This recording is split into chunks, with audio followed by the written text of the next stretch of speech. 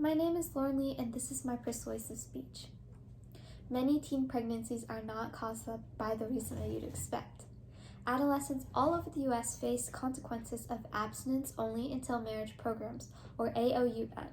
They're problematic from scientific and ethical viewpoints because their programs withhold medically accurate information, they exclude the minority sexual youth, and they overall hold no evidence that they're effective at decreasing sexual activity. Now, I understand why you may be concerned about biases, but as a Catholic and somebody who's raised under the AOUM beliefs, I really have no benefit from learning that ideology. Rather than pushing for it, I believe that teenagers or adolescents should be able to make the decision on their own, and that we should help push them to learn about how to reduce sexual risk behaviors. We were all teenagers at one point, and telling us just don't do it is probably the worst thing that you could tell a teenager. Instead, I think it would be much more beneficial to explain essential concepts and issues to prevent unwanted pregnancies or STIs. The AOUM should no longer be taught, and instead I think it should be replaced with comprehensive sex education. This is because AOUMs are extremely outdated to our current demographic trends.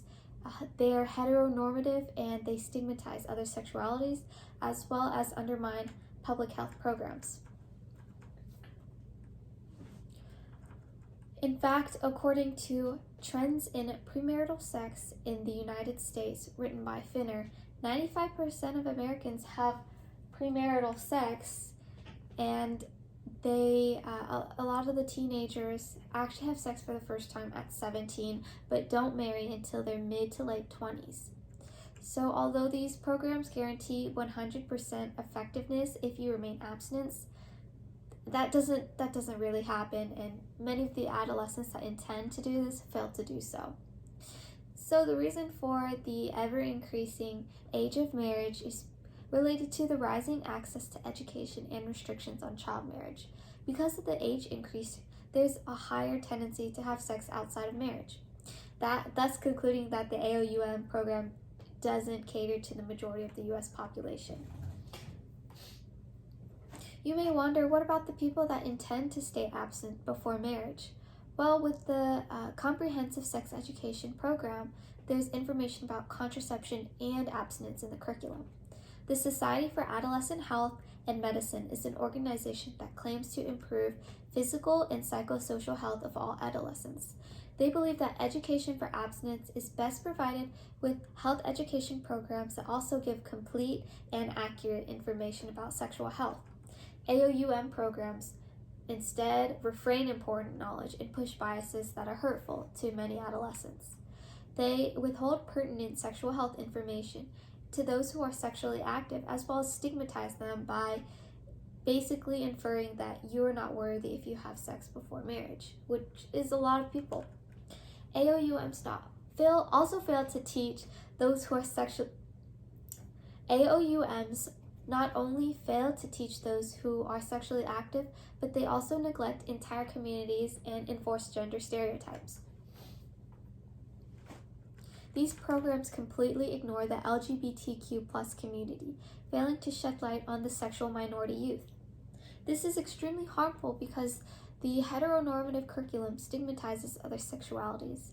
According to S.T. Russell and co-authors in Lesbian, Gay, Bisexual, and Transgender Adolescent School Victimization, Implications for Young Adult Health and Adjustment, this type of discrimination can lead to feelings of rejection and several health problems such as suicide, risk for HIV infection, substance abuse, and violence.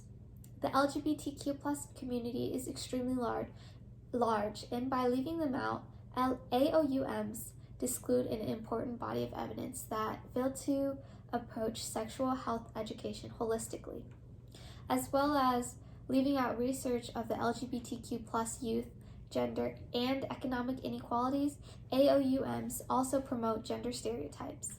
They enforce the belief that females are passive and males are aggressive. This creates rigid gender stereotypes, and a power imbalance.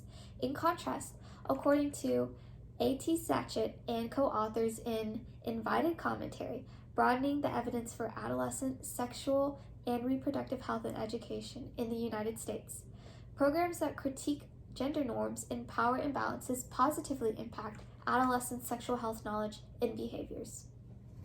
AOUMs fail to correspond to the majority of adolescent sexual lifestyles, and an overwhelming amount of health professionals support that comprehensive sex education should replace AOUMs.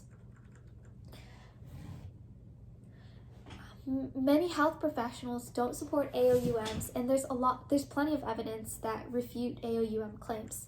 Supporters of abstinence before marriage suggest that premarital sex will likely have harmful psychological and physical effects, but there's no evidence that consensual sex between adolescents is psychologically harmful.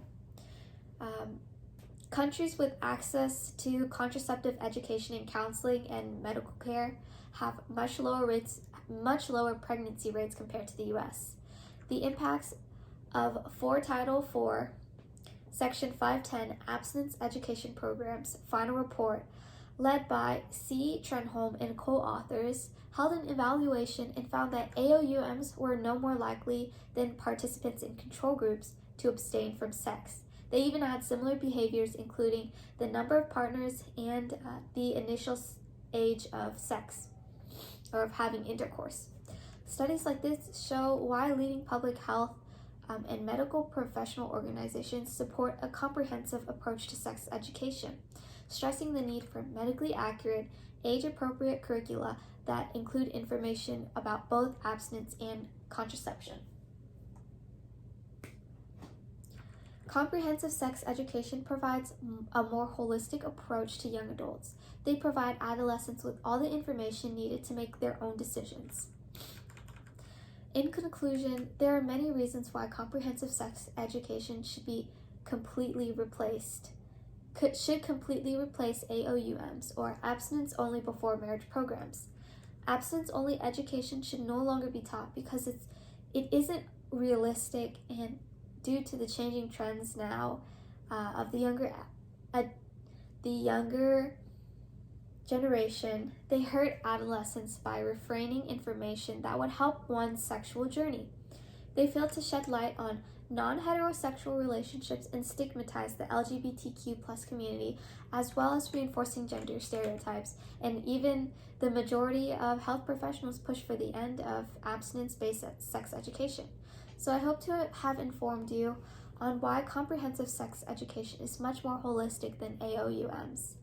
Healthy development requires complete information about open and honest conversations and support for decision-making about sex relationships.